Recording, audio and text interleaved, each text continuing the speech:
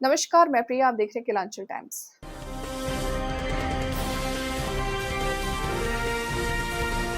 Kelanchal times, हर खबर पर हमारी नजर। रामनवमी के पावन अवसर पर पूर्व विधायक अजीत शर्मा ने शहरवासियों को हार्दिक शुभकामनाएं दी। इस दौरान उन्होंने कचहरी चौक स्थित हनुमान मंदिर पहुंचकर बजरंग बली की विधिवत पूजा अर्चना की। इस धार्मिक अनुष्ठान में उनकी धर्मपत्नी भी उनके साथ मौजूद रही। पूजा के उपरांत अजीत शर्मा ने मंदिर परिसर में ध्वज फहराया और भगवान हनुमान से सभी से सुख, शांति, समृद्धि की कामना की। इस मौके पर उन्होंने कहा कि बजरंग बली हमेशा अपने भक्तों के साथ रहते हैं और हमें उन्हें आदर्शों से अपने जीवन में अपनाना चाहिए। रामनवमी का पर्व धर्म, सत्य, मर्यादा के मार्ग पर चलने का प्रेरणा देता है तथा समाज में आपसी भाईचारा और सद्भाव बनाए रखने का संदेश देता है। आज रामनवमी का पर्व जो बहुत ही महत्वपूर्ण हम लोगों के लिए है। सबसे पहले पूरे भागलपुर वासी, पूरे बिहार वासी और देशवासियों के सभी भाई बहनों को रामनवमी की हार्दिक शुभकामना देते हैं और हम उनसे प्रार्थना करेंगे उनका आशीर्वाद सबों पे बना रहे, सभी भाई बहनों पर, और पूरे देश को आगे बढ़ाने का काम करें। रामनवमी की जो पर्व है वो बहुत ही मजबूत, पवित्र और मैं मनाता हूँ, उनसे आग्रह करूंगा पूरे भागलपुर और बिहार को आगे बढ़ाने का काम करें। बिल्कुल उनके आदर्शों को चलते रहे हैं, तो प्रत्येक वर्ष आता हूँ, ध्वजा गाड़ता हूँ, उनके आदर्शों को हम लोग सभी लोग चलते हैं और आगे भी आग्रह करूंगा सभी भाई बहनों से, पूरे देश में इनके आग्रह पर जो इन्होंने रास्ता दिया है उस पर आगे बढ़ने का काम करें।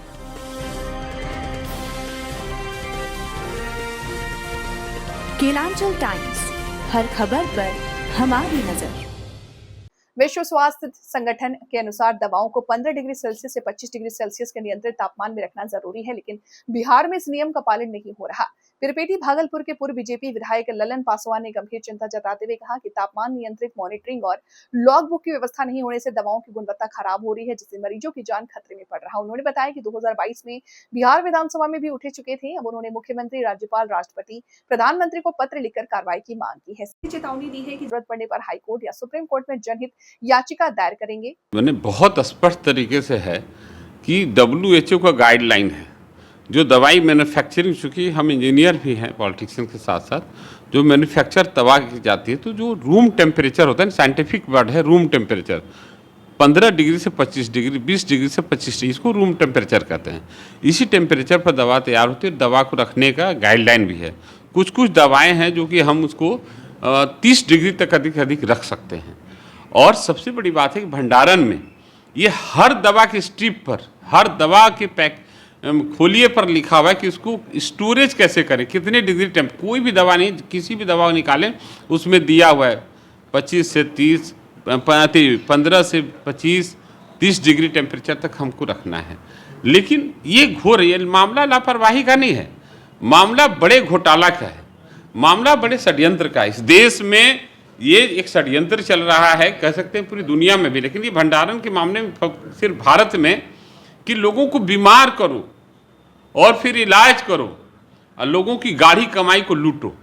ये अगर प्राइवेट सेक्टर करे तो करे, लेकिन इसमें गवर्नमेंट सेक्टर भी ये है। WHO का साफ गाइडलाइन है कि दवा का भंडारण होगा, जो उसका जो भंडार रूम होगा, गोदान होगा, उसका टेम्परेचर मेंटेन किया जाएगा, पूरे यंत्र लगाए जाएंगे, षड्यंत्र लगाए जाएंगे उसके, कि भाई उसमें हीटर लगाया जाएगा, उसमें जो है कि कूलर लगाया जाएगा। अगर टेम्परेचर ठंड के दिनों में डाउन होता है, 15 डिग्री से नीचे आ जाता है, तो हम उसको हीट करके टेम्परेचर को मेंटेन करेंगे। गर्मी के दिनों भी 40, 42, 45 जाता है, 48 जाता है, 35 जाता है। टेम्परेचर 25 से 30 डिग्री से ज़्यादा हो गया तो फिर हम उसको जो है AC से उसको जो है टेम्परेचर डाउन करेंगे। इतना ही नहीं, सब में एक प्रशासनिक व्यवस्था है, लॉगबुक डाला हुआ है कि प्रत्येक घंटे वहाँ लॉगबुक मेंटेन होता है कि अब इतने बजे कितना टेम्परेचर था इस गोदाम का। CCTV से मॉनिटरिंग हो रही है। इसको लेके आपने विधानसभा में आवाज? हाँ, हमने 2022 में जब इसकी काफ़ी गंभीरता से हमने देखा, इसके पहले भी हम इसको काफ़ी अध्ययन किए, तो हमने 2022 में अटेंशन मोशन हम ले आए। अटेंशन मोशन ला करके हम जो कि सदन पर ले आए, और हमें धन्यवाद देना चाहते हैं कि तत्कालीन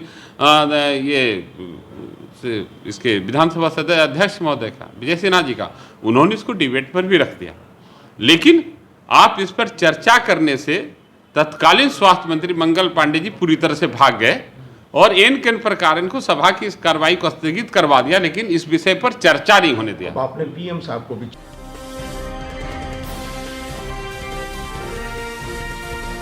केलांचल टाइम्स, हर खबर पर हमारी नजर। भागलपुर जिले के नवगछिया अनुमंडल अंतर्गत इस्माइलपुर दियारा क्षेत्र में पुलिस ने बड़ी कार्रवाई करते हुए अवैध हथियार और कारतूस के साथ कुख्यात अपराधी मुकेश यादव समेत 2 अभियुक्तों को गिरफ्तार किया है। ये कार्रवाई नवगछिया पुलिस और एसटीएफ की संयुक्त टीम द्वारा गुप्त सूचना के आधार पर की गई। प्राप्त जानकारी के अनुसार पुलिस अधीक्षक नवगछिया को सूचना मिली थी कि इस्माइलपुर गंगा दियारा इलाके में कुछ अपराधी हथियारों से लैस होकर के एकत्रित हुए हैं। इनका उद्देश्य क्षेत्र में फसल लूटपाट करना और स्थानीय लोगों के बीच दहशत फैलाना था। सूचना की गंभीरता को देखते हुए पुलिस अधीक्षक के निर्देश पर विशेष छापेमारी अभियान चलाया गया। छापेमारी के दौरान पुलिस ने फुलकिया दियारा क्षेत्र में 2 अपराधियों को गिरफ्तार किया। देखिए, एक हम लोग को इन्फॉर्मेशन मिली थी कि दियारा क्षेत्र में कुछ अपराध कर्मियों के द्वारा हथियार जो है वो जमा किया गया है और उनके पास उसके साथ असला भी है। तो उसमें एसटीएफ और हमारी टीम मिल करके वहाँ पे रेड की और रेड करके 2 अपराध कर्मी हैं। एक का नाम मुकेश यादव है, पिता का नाम हरदेव यादव, साकिन कमला कुंड, थाना इस्माइलपुर, जिला भागलपुर, और दूसरा राजू यादव है, पिता का नाम सुखदेव यादव, साकिन लतरा, थाना गोपालपुर, जिला भागलपुर। और इन लोग के पास यानी मुकेश यादव के पास से एक देसी कट्टा और 32 राउंड जो है गोली बरामद हुआ और उसके अलावा 32 नहीं, यानी टोटल दोनों को मिलाकर के 31 राउंड गोली बरामद हुआ। और मुकेश यादव का आपराधिक इतिहास जो है कुल 8 केसेस हैं इस पे, जो 2012 से हैं, फिर 18 में है, 19 में है, 20 में है, 25 में है, 26 में है।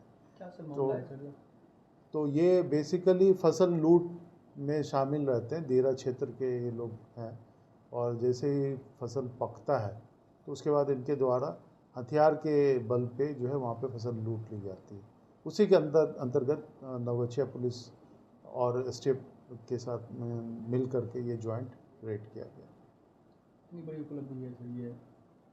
देखिए, ये अभी जो है चूँकि फसल पकने का टाइम आ गया है और पहले भी इस ज़िले में ये घटना होती रही है कि जिस अपराध कर्मी जो मनभरू टाइप के हैं और दियारा क्षेत्र में उनका पहले से जो भी इस तरह का इतिहास रहा है, तो हम लोग उन सभी अपराध कर्मियों की सूची बना रहे हैं और उन पर विशेष नज़र रख रहे हैं। और जो भी प्रिवेंटिव मेजर्स है कि अगर हम लोग ये सूचना मिलती है कि उनके पास अगर हथियार है या कोई घटना कारित करेंगे तो उनके खिलाफ कार्रवाई की जाएगी। कौन सी गिरफ्तारी हुई है सर? इस्माइलपुर ना, इस्माइलपुर।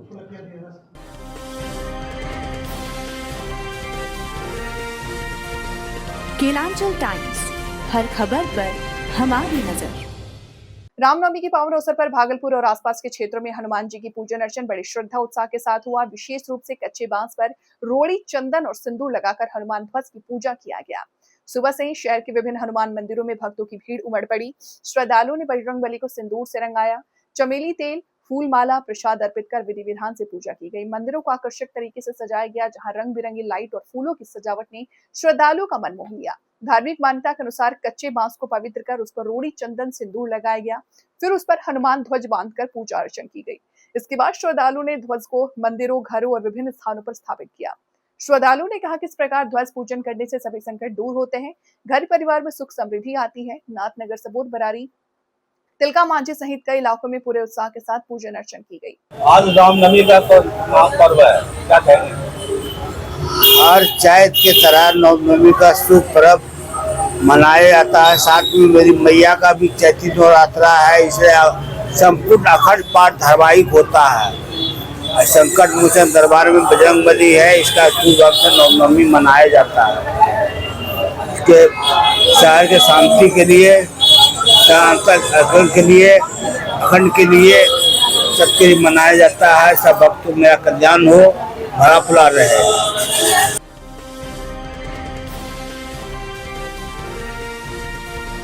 केलांचल टाइम्स, हर खबर पर हमारी नजर।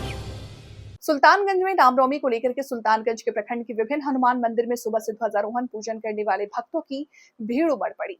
सुल्तानगंज के ध्वजा गली सहित स्थित मोछ वाले हनुमान मंदिरों में भी सुबह से भक्तों द्वारा ध्वजारोहण पूजन किया गया। दोपहर में हनुमान जी की महाआरती आयोजन हुआ। हजारों भक्तों ने महाआरती में पहुंचकर पूजा पाठ करते हुए जीवन में सुख शांति की कामना करते हुए देखे गए। इस मौके पर हनुमान मंदिर के सदस्यों ने बताया कि ये मोछ वाले हनुमान मंदिर पूरे बिहार झारखंड में प्रसिद्ध है। यहाँ की कहानी के अनुसार मोछ वाले हनुमान मंदिर का निर्माण वर्षों पूर्व किया गया। यहाँ प्रत्येक मंगलवार को संध्या महाआरती का आयोजन किया जाता है। ध्वजा गली में मोछ वाला हनुमान जी का बहुत प्रसिद्ध नाम है। क्या कहानी है, क्या कहना चाहेंगे इस मौके पर? प्रत्येक वर्ष की भांति इस बार भी रामनवमी का आयोजन जो है अलग तरीके से युवा बजरंगबली समिति के द्वारा किया जा रहा है और संध्या की आज शाम में होगी और कल जो है दिनांक 28/3/2026 को भव्य भंडारा का आयोजन युवा बजरंगबली समिति के सौजन्य से किया जा रहा है। और मैं अनुरोध करूंगा सभी भक्तजनों से वो यहाँ आएँ और प्रसाद ग्रहण कर इस कार्यक्रम को सफल बनाएं। आज अभी दोपहर में महाआरती का भी आयोजन किया गया। कितने भक्त लोग यहाँ पहुँचे हुए थे? भक्त की संख्या तो आप देख ही रहे हैं और यहाँ बहुत उत्साह है। यहाँ के प्रति जो लोगों में उत्साह और जो आस्था है वो बेहतरीन है और आप देख सकते हैं यहाँ पे आरती संपन्न हो चुका है, प्रसाद वितरण का कार्यक्रम चल रहा है। ठीक है, नाम बता दें। अभिषेक कुमार गुप्ता, युवा बजरंगबली समिति का मैं एक सदस्य।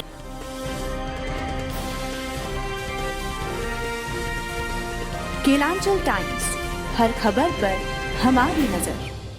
रामनवमी के पावन अवसर पर भागलपुर शहर भक्ति, आस्था और उत्साह के रंग में पूरी तरह सराबोर नजर आया। हिंदुत्व सेवा संघ के तत्वावधान में आयोजित भव्य शोभा यात्रा ने पूरे शहर को राममय बना दिया। हजारों की संख्या में श्रद्धालु इस आयोजन में शामिल हुए और जय श्री राम के नारों से वातावरण भक्तिमय हो उठा।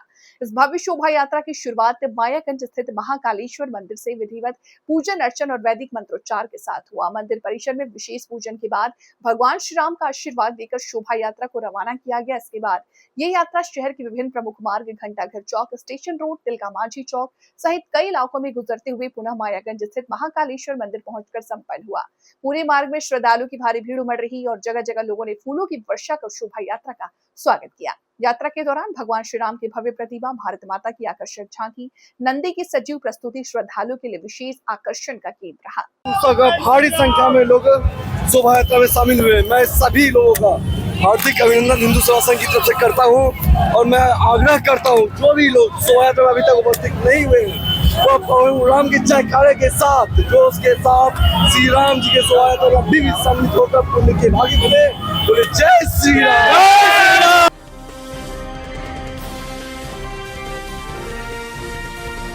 केलांचल टाइम्स, हर खबर पर हमारी नजर। रामनवमी के पावन अवसर पर भागलपुर शहर शक भक्ति, आस्था और उत्साह के रंग में पूरी तरह सराबोर नजर आया। हिंदुत्व सेवा संघ के तत्वावधान में आयोजित भव्य शोभा यात्रा ने पूरे शहर को राममय बना दिया। हजारों की संख्या में श्रद्धालु इस आयोजन में शामिल हुए।